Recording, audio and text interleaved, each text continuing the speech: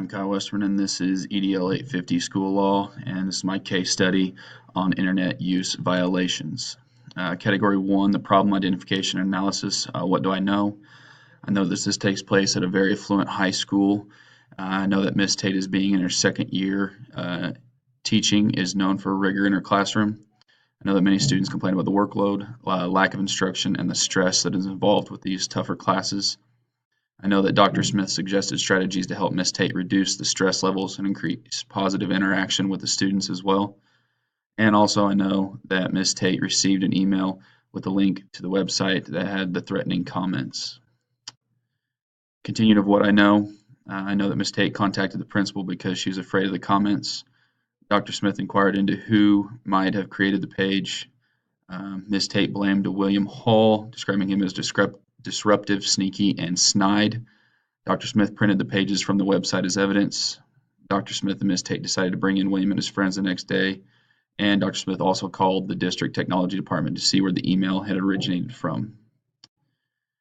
What do I need to know? I need to know who created the post, who sent the email, can the post be taken down, how long the post has been active, and is it a credible threat?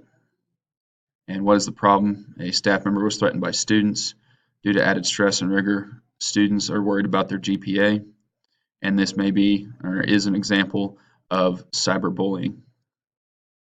Category 2, proposed plan of action with appropriate strategies for implementation. Plan of action should include clearly outlined steps to resolve the problem. We need to find the source of the page, figure out how to remove the page. You need to work with Miss Tate on having better classroom management, and we also need to educate parents and students about proper digital citizenship. As a leader, include the appropriate strategies you would use to implement your plan. I would look over the post to try to identify specific students involved, discuss situation with Miss Tate face-to-face, bring in students to inquire who started the page, and have identified the student to take down the post. If there is no lead on who started the page, bring in the tech department for help. You may be able to contact Facebook and try to get the page removed as well. You also need to work with Miss Tate to improve her relationship with her students and have open discussions with parents and students about cyberbullying. Category 3, resolve the issues based on promoting the success of all students. We need to find out what is best for the students. So to promote academic success and personal well-being of every student, we need to assist Miss Tate in creating a positive educational atmosphere. We need to check in on Miss Tate with fidelity on her progress in this endeavor, and then also educate the students on the perils of cyberbullying. The resolution to the problem should include examples of data facts from this case. The facts that I have found are Dr. Smith had met with Miss Tate before about her inability to relieve student stress and create a positive student interaction. Miss Tate had not used any of Dr. Smith's strategies yet. And with a Facebook page that asks which students want Miss Tate to disappear, students may not be aware of what cyberbullying is and how it affects their target. Category 4, debrief the problem by reflecting on what you were thinking, feeling, and valuing, and by identifying issues that are unresolved or open to further investigation. What were you thinking, feeling, and valuing as you responded to the problem? I was thinking that Miss Tate's classroom environment and the issue of cyberbullying are problems that need to be resolved due to how students acted. I was feeling that this issue is more concern than what we first thought when suggested that it may just be a prank.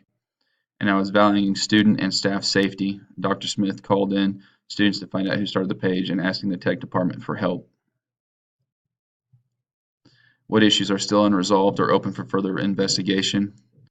Who started the page, and then also Miss Tate's classroom management and connecting with her students better. Category 5, reflect on Standard 5 by providing evidence that you, as the education leader at the building level, applies knowledge that promotes the success of every student by acting with integrity, fairness, and in an ethical manner. The education leader at the building level applied knowledge that promoted the success of every student by acting with integrity. Dr. Smith requested the email to look at the page instead of ignoring her worries.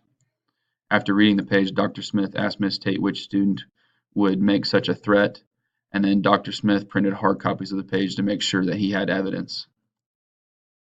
How did the education leader at the building level apply knowledge that promoted the success of every student by acting with fairness? Dr. Smith had talked with Miss Tate about her classroom management previously to this incident. Dr. Smith didn't jump to conclusions taking the side of the student or the teacher, and Dr. Smith brought in outside help from the tech department. How the educational leader at the building level applied knowledge that promoted the success of every student by acting with ethical manner. Dr. Smith met with Miss Tate about reducing stress in her classroom prior to the page coming out. He requested the email with the URL in it, and he also started documentation immediately.